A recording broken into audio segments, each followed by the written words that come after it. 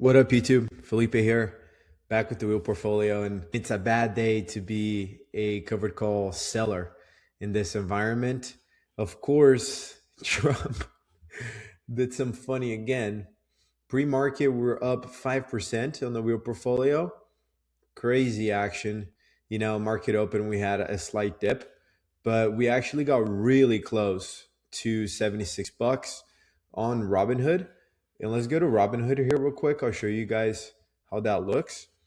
We almost got to in the money. Like, check this out. We're actually in the money on pre-market. Insane 10% day for Robinhood. Guys, this market is insane. Honestly, I got caught. I sold those two other covered calls on AMD and Amazon that I had to close out. And I was actually down $500. And I'm not even kidding. I'll show you guys the receipts. It just sucks. Honestly, I got caught. I don't think I would trade him with the big portfolio anymore. I should have just listened to myself. And honestly, sometimes that's the best way. Like, if you have a gut feeling into something, I somewhat had a gut feeling that I should just trade this account. I have my Robinhood shares here I can play with. I can show you guys the progress, make a little bit of money. We've actually been doing pretty well with the covered calls on Robinhood. I somewhat understand how the stock moves at this point, not necessarily attached. I think I got too big for my own good and started selling on the other port. And I had some success. First 2 weeks, we're actually up more than $1,000, which is awesome. And then I got burnt week 3. And then again, week 4, I got caught and I'm down $500, which sucks, but it's all right. That's why I do this. And honestly, it's such a blessing to even be in this position today where I can trade on Robinhood, and trade covered calls. Not very long ago, I wasn't in this position. So I was actually contemplating, like, why do I do this? Like, I should be more grateful for all the opportunity I have and that I have enough money to be able to play like this and trade. And it's truly a blessing. I'm super grateful for it. And, stuff moves pretty quick, I think, in our lives. So we should enjoy the time we have and enjoy the little opportunities, even whenever you're losing money. I mean, I'm not advocating for you to go and lose money and blow up your account and be like, oh my God, I'm so grateful that I can lose $100,000. Like, nobody's grateful for that. That's just ridiculous. But I'm saying, like, you take a calculated bet that goes against you, like we did last week, like we did this week, and you have to pay and you end up losing a couple $100. It sucks. I'm not happy, but it's a great opportunity for you to learn about yourself, learn about your risk tolerance. You kind of pay the tuition to play with options at this point. So I think I'll just keep trading in this account that you guys have been seeing. Let's go to the other account. We actually had a massive day today. Jeez. We actually we had an $8,000 day, guys. 7%, which is bizarre. Jesus. Well, this one is actually where I got caught. So you guys saw in my last spreadsheet, I sold covered call on AMD, and then I sold one on Amazon. And let's go check that out. Those strikes and where I got caught. Honestly, I kind of panicked. I'm not going to lie. I just did not want to get caught in this upswing. And let's say AMD has another good week next week. We're going to be at my strike, and then I'm going to have to sell, and it's going to be such a mess. So I just wiped my hands clean and walked away from it. But let's look at it here. So we'll go to our option strategy. So this is my leap, as I've been telling you guys about, and this is used as collateral for my covered call. But this is something interesting. So the leap doesn't cover the covered call. So whenever you're selling a poor man's covered call, what's called, using the leaps as collateral for your covered call, you're not necessarily covering it all with the leaps.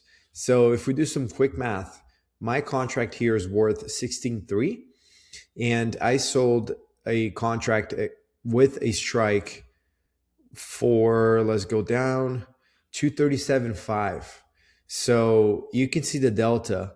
Whenever Robinhood lets you sell these covered calls, it's essentially saying, if I were to get assigned in this case, which is actually a lot different than just trading shares, because if you have 100 shares of AMD and you sell a call at 237.5, you just hand over your 100 shares at 237.5 on Friday, and that's good. You're good to go. Maybe you've made money, maybe you lost money, but that's how it works. So now I'm thinking, like, I have this contract which is not worth 200 or $23,750.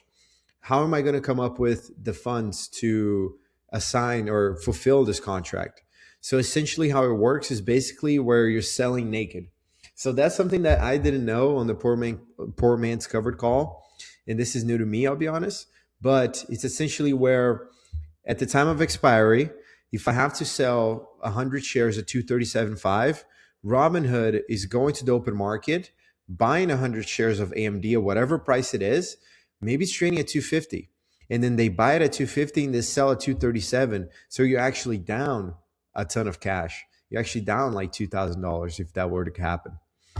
So pretty tough. Honestly, I didn't know it worked like this way, and I should have studied how all of this works. How I thought it worked was they would go and assign my AMD call and then grab 100 shares at $80 and go sell it to the next guy at 237. And then we're all good, right? I can cover it. But thinking about it, if I assign the contract or if Robinhood does it, I actually lose a good bit of cash because my contract has extrinsic value. So as you guys know, an option contract is made up of intrinsic and extrinsic value. So because this contract expires far out and we're actually deep in the money, but we're not at a 99 delta, where most of the contracts intrinsic, we're actually at a 95 delta. So we have 0.5 of delta in terms of extrinsic value baked into the contract. So when you look at Theta, for example, this is representing how much my contract is going to lose each day that the market's open. So in this instance, I'm losing $2 every day by holding this contract. And that's what makes up the extrinsic value of it. So if you multiply $2 per day times however many days it is until January of 2028, all of that price I would have lost if I were to exercise my contract because I would lose all my extrinsic value. So anyways, I was going through it. I'm like, gosh, this is so stupid. Like, I don't even know why I sold calls. Like, I literally collected like $44 in premium or whatever it was. Like, it was ridiculously low. Let's go back to AMD. I'll show you guys where I got caught. I essentially had to buy those back at 163, but I think I collected like $60. So let's go to the Excel and I'll show you guys how it looks in there. This is our Excel tracker. If you're new here, I'm tracking all of the covered calls and cash secure puts I've been selling. And this is week 4. And the contracts I sold this week a couple of days ago are represented right here. And I ended up booking a $500 loss, which sucks. Last week, we had a $1,080 loss. This week, we have a $555 loss, which sucks really bad. But the previous 2 weeks, we had a couple of credits. We had 405 and then 363. And I've actually been selling covered calls on Robinhood for a little bit and $272 here, $58 of cash back.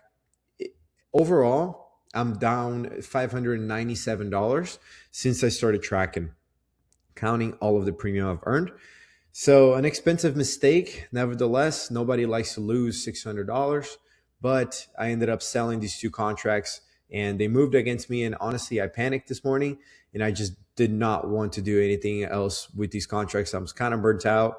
I'm like, dude, I got to simplify my life. I have too much stuff going on. So I ended up closing them out.